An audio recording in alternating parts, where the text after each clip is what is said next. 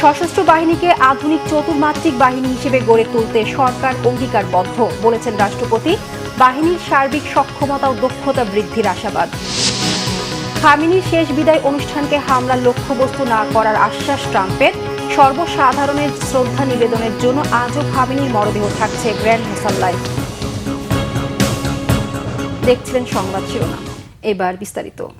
রাষ্ট্রপতি মোহাম্মদ শাহাবুদ্দিন বলেছেন, সরকার সশস্ত্র বাহিনীকে আধুনিক চতুর্মাত্রিক বাহিনী হিসেবে গড়ে তুলতে অঙ্গীকারবদ্ধ।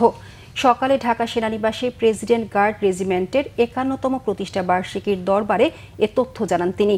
রাষ্ট্রপতি মোহাম্মদ শাহাবুদ্দিন বলেন, প্রেসিডেন্ট গার্ড রেজিমেন্ট আগামী দিনে আরও আধুনিক প্রযুক্তি, আন্তর্জাতিক মানের প্রশিক্ষণ এবং পেশাগত উৎকর্ষ অর্জনের মাধ্যমে নিজেদের সক্ষমতাকে আরও বাড়াবে। পরিবর্তিত বৈশ্বিক নিরাপত্তা কৌশলের সঙ্গে তাল মিলিয়ে নিজেদের গড়ে তুলবে।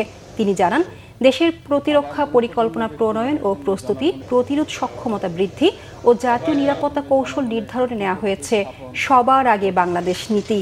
এ সকল নীতি ও উদ্যোগ বাস্তবায়িত হলে সশস্ত্র বাহিনীর সার্বিক সক্ষমতা ও দক্ষতা বৃদ্ধি পাবে।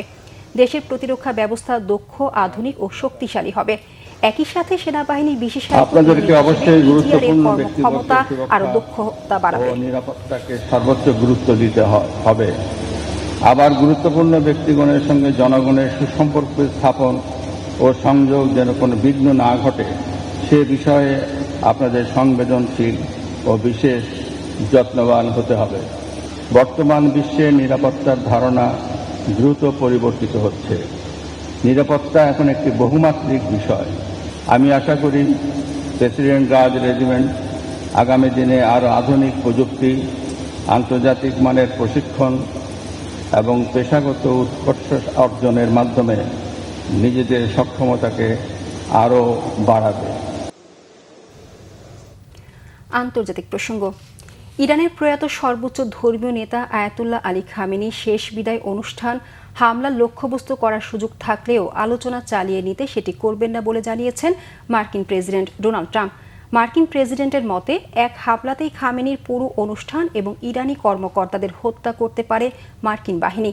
এ ধরনের হামলা চালালে পরবর্তীতে আলোচনা চালিয়ে নেয়ার জন্য কেউ থাকবে না বলে হামলার সিদ্ধান্ত থেকে সরে এসেছেন তিনি।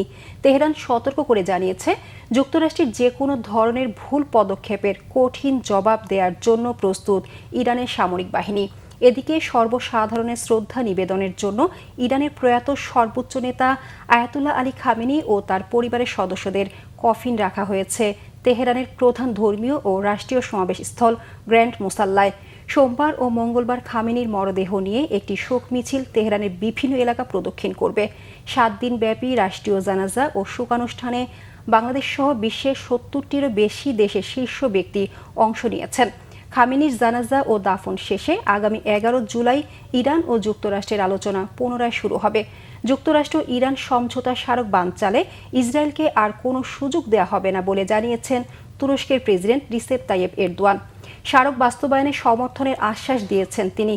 এ পরিস্থিতির মধ্যে লেবানন ও ফিলিস্তিনের গাজায় হত্যাযজ্ঞ অব্যাহত রেখেছে ইসরায়েলি বাহিনী। এই ছিল এখনকার মতো, পরের সংবাদ সকাল 11টায়।